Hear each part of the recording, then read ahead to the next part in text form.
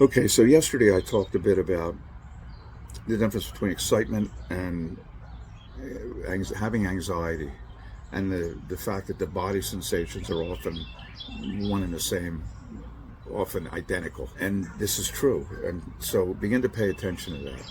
And the other thing that I really stress is important is to become aware of what it is you're thinking that triggers the anxious thoughts. Some people find it helpful to reframe it before you think it, because there might be, if you start to begin to notice what it is that's causing you to feel anxious before a ride, and whether it be, I hope I don't fall off, I hope the other ladies in the barn aren't talking about me behind my back, that I'm inept as a rider, that I'm just not that good on a horse, whatever thought it is that causes you to feel those feelings that you call anxiety.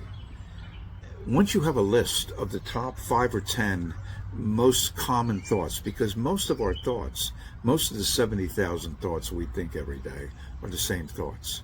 And so we get into patterns of thinking, patterns of behavior. Once we're aware of these thoughts, if we have a counter argument already prepared, it makes it very easy to help tamp down the symptoms.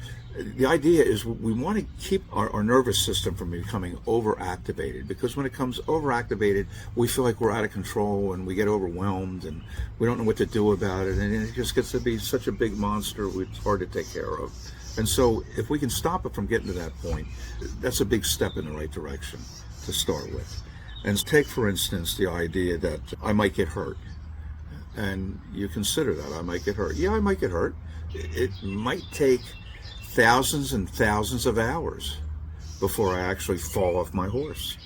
If you think about driving a car, you might get hurt every time you get behind the wheel, because people get hurt driving cars. And the chances of you getting hurt, if you drive only on the weekends, aren't that high. They're really not high enough to stop you from driving.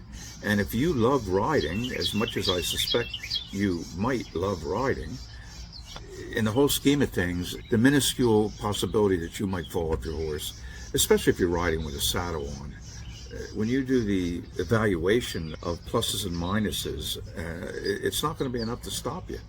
And so if you have that counter argument ready, in the case of my barn mates judging me harshly if my horse acts up and I don't have total control at every given moment, nobody wants to be talked about. Nobody wants to be laughed about behind their backs.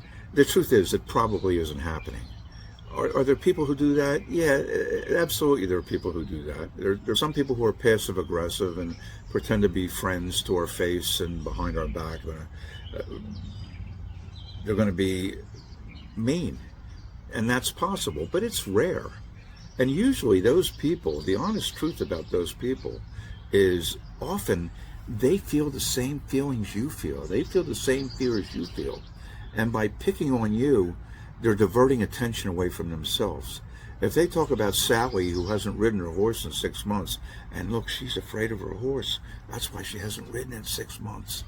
Chances are very high that the reason they're doing this is to make themselves look good, because they don't want to be labeled as the person afraid to ride their horse. And that really is the truth of what's going on. In most cases, people aren't judging you. In most cases, people generally aren't that mean to start with. And number two, most people are so consumed with themselves that they're not worried about you. They're not worried about you. When you're in a conversation with someone, how many people are not listening to the person that they're conversing with? They're thinking about what I'm going to say next so that I don't sound foolish and I'm not judged. And so this is a universal problem, people who walk around afraid of what other people might say and think. So that alone might be enough of a reframe for you to take that, what if they talk about me? And another counter to that is, if they're going to talk about me behind my back, they're not my friends anyway. And so these people probably won't even be in my life 5 years from now. Why do I care if they talk about me or not? So that could be another counter to that fear. And you can go by these fears one by one, and if you have a reframe ready, if you have something that you already have considered and evaluated, is this fear worth worrying about? Is it really something that I need to spend any more time and any more energy thinking about? And so when you take them one at a time and you have a counter argument, a reframe in mind to counter the idea, because a lot of times people look at worst case scenarios. Take, for an example, a player on a baseball team that his team is behind and he's coming up to bat, the end of the last inning, and there is 2 outs, and the last chance of his team winning is on his shoulders. Okay, that may all be accurate. That might be the game situation at the time they come up to bat. And so they say to themselves, what if I strike out? What if I don't come through for my teammates? Okay, the problem is they stop the story right there. They stop it right at the height of worst case scenario. I strike out, my team loses, everybody's disappointed, everybody's upset at me, mad at me, my coaches, my family members who are watching, my teammates, and myself were all disappointed in me. Okay, that might be the case. And then what happens? Then take your coach. Your coach is disappointed. He wanted to win the game. You were the last chance of winning the game. It didn't happen. So what happens then? Does the coach yell at you? Probably not. Does the coach give you a look? Or do you hear a tone in his voice that lets you know that he's disappointed? Possibly. And will he carry on for the next 5 minutes? It's doubtful.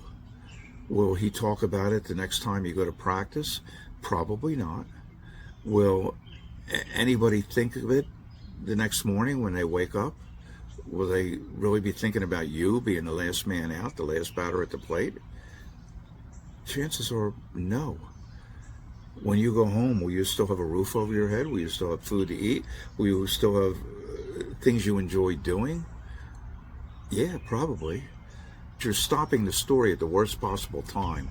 I strike out, we lose the game. Oh my God, I let everybody down. And that's as bad as it gets. And after that, it gradually gets better and it gradually is forgotten.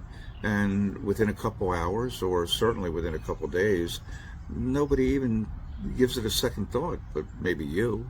As soon as you let it go, it's going to be gone.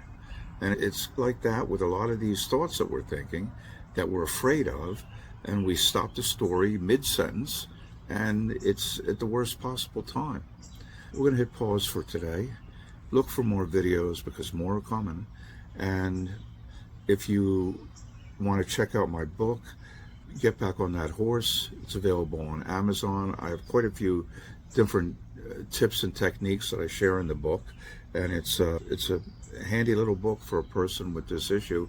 And if you really want to get on the fast track to getting rid of this fear and anxiety and being done with it once and for all, look me up on equestrianhypnocoach.com and get in touch with me and we'll have a conversation. There will be no pressure for you to do anything. Okay, folks, thanks for listening. Talk again soon.